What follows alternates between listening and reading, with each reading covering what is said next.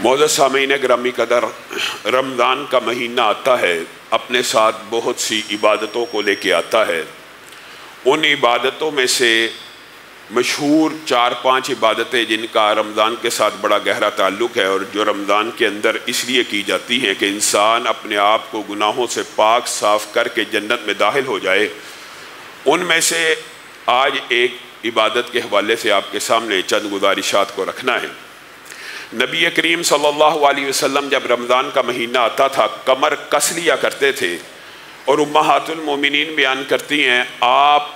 رمضان کے آنے سے قبل رمضان کی ٹریننگ کے لیے مفہوم یہ ہے، اس قدر تیز رفتاری سے انفاق فی سبیل اللہ کے راستے میں خرچ کیا کرتے تھے، گویا تیز رفتار آندھی اور طوفان بھی اس تیز رفتار خرچ کا مقابلہ نہیں کر سکتا۔ مثل الذین ينفقون اموالهم فی سبیل اللہ کمثل حبہ، سب سے پہلی بات ہم نے یہ جو انفاق فی سبیل اللہ کرنا ہے رمضان کے مہینے کے اندر، جو مواسات کا مہینہ ہے، جو غم خاری و غم گساری کا مہینہ ہے،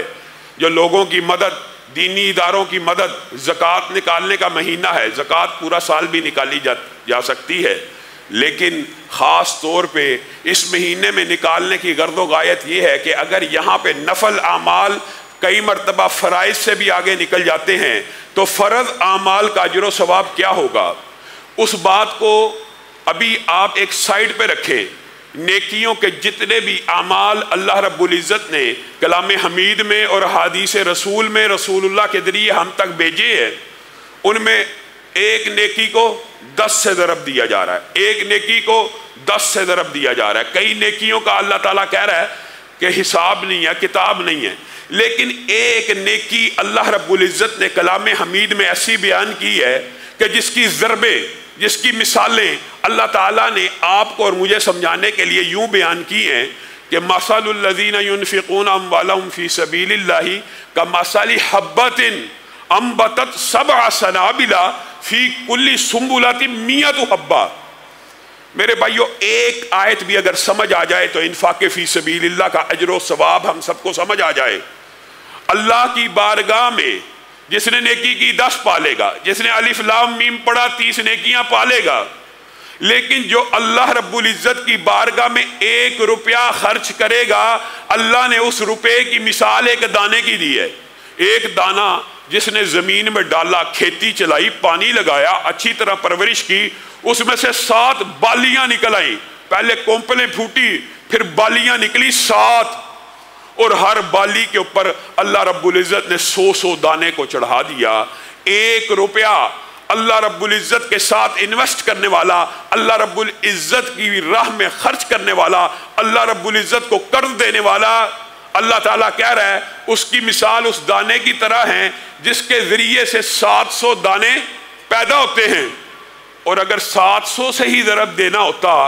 تو بھی اجر و ثواب کے لیے کافی ہے۔ واللہ یضاعف لمن یشاء، اور اللہ کی مرضی ہے ایک کو 700 لکھے یا 7000 لکھ لے یا 7 لاکھ لکھ لے یا 70 لاکھ لکھ لے۔ 1 روپیہ،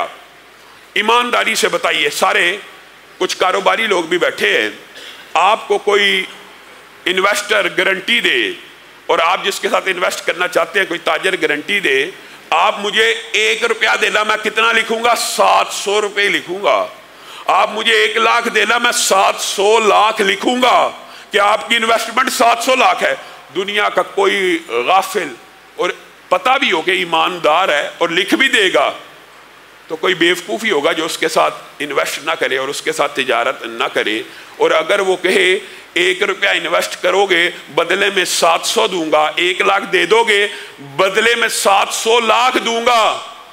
تو ایمانداری سے بتائیے اگر وہ ایماندار تاجر ہے اور اس کی بات کے اوپر آپ کو یقین ہے تو آپ میں سے کون ایسا ہوگا جو پیچھے رہ جائے گا؟ غریب سے غریب بندہ بھی، آپ نے ڈبل شاہ کے قصے سنے ہوئے ہیں، صرف ڈبل کرنے والوں کو لوگ کروڑوں روپیہ پکڑا دیتے ہیں۔ یہاں ڈبل ٹرپل کی بات نہیں ہو رہی، یہاں پہ 700 گنا کی بات ہو رہی ہے۔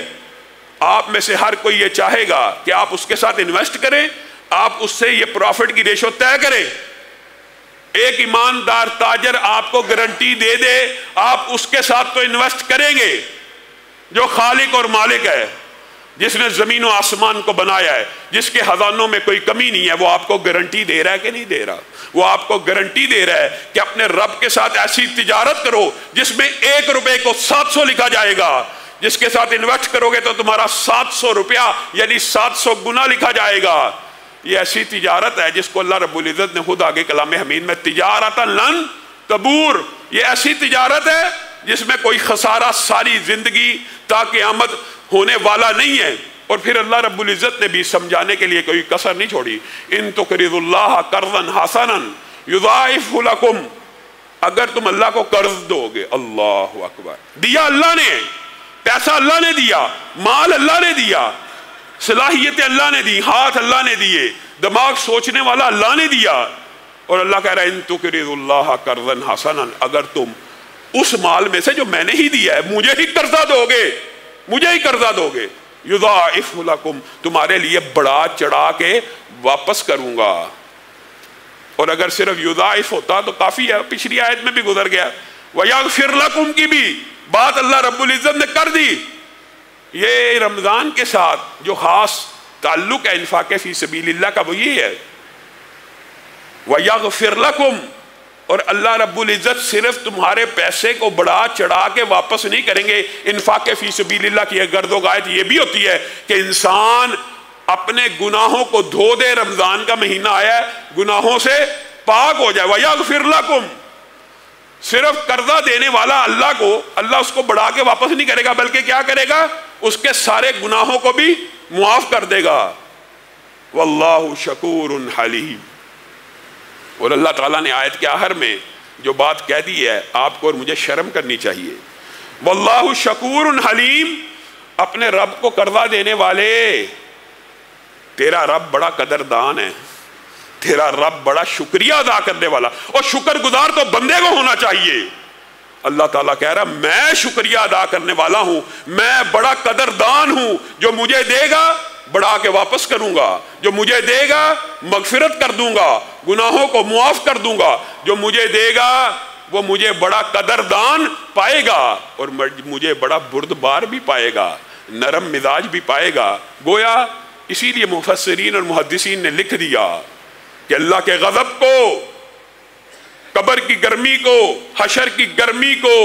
مٹانے والی اگر کوئی چیز ہے، اللہ کے غضب کو مٹانے والی کوئی چیز ہے تو صدقہ ہے، کیونکہ اللہ تعالیٰ بردبار بھی ہے اور قدردان بھی ہے۔ صحیح حدیث کے الفاظ ہیں، صحیح حدیث کے، کہ قبر کی